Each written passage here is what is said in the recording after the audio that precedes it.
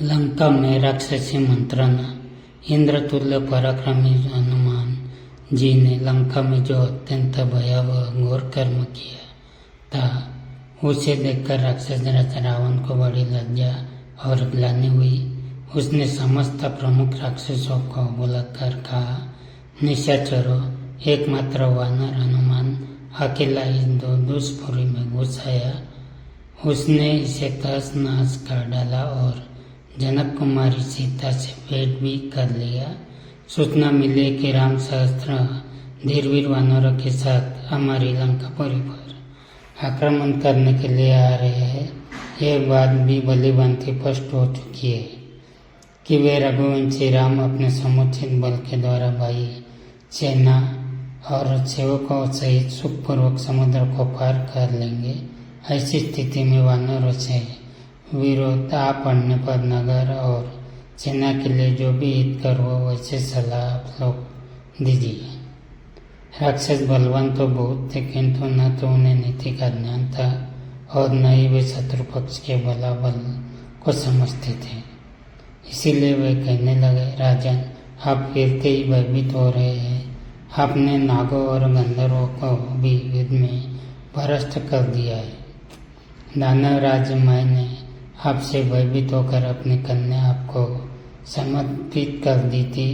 मधु नामक दैत्य को आप जीता है। आपके पुत्र मेघनाथ ने देवताओं के अधिपति इंद्र पर विजय प्राप्त करके इंद्रजीत की उपाधि प्राप्त की है। साधारण नर और वानरों से प्राप्त हुई इस आपत्ति के विषय में चिंता करना आपके लिए उचित नहीं है। आप सहज ही राम का वध कर डालेंगे। रावण के समक्ष प्रहस्त, दुर्मुख, वज्रदंत, निकुंभ, वज्रहनु आदि प्रमुख राक्षसों शत्रु सेना को मार गिराने के लिए अत्यंत उत्साह दिखाया।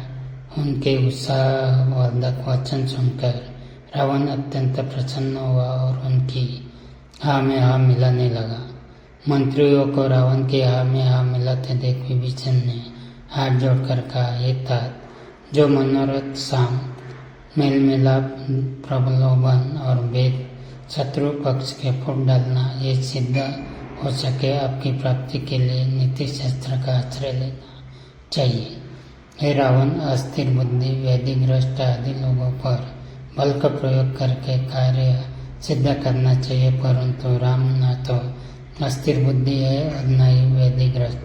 वो तो दृढ़ निश्चय के साथ आपसे युद्ध करने के लिए आया, इसीलिए आपको उस पर विजय प्राप्त करना सरल नहीं है। क्या हम जानते थे कि ये छोटा सा वानर हनुमान इतने विशाल सागर पार करके लंका में घुस आएगा? परंतु वो केवल आया ही नहीं, लंका को विध्वंस कर गया। इस एक घटना से हमें राम की शक्ति को अनुमान लगा लेना चाहिए। उस सेना में हनुमान जैसे लाखों वानर हैं जो राम के लिए अपने प्राणों की बलि चढ़ा सकते हैं। इसलिए मेरी सम्मति है कि राम को सीता लौटा दे और लंका को भारी संकट से बचा ले। यदि ऐसा किया गया तो मुझे भय है कि लंका का सर्वनाश हो गया। राम लक्ष्मण के तीक्ष्ण बाणों लंका का एक भी नागरिक जीवित नहीं बचेगा। आप मेरा प्रस्ताव पर गंभीरता से विचार करें, यह मेरा निवेदन है। विभीषण की बात सुनकर राक्षस राजा रावण उन सभी की सभा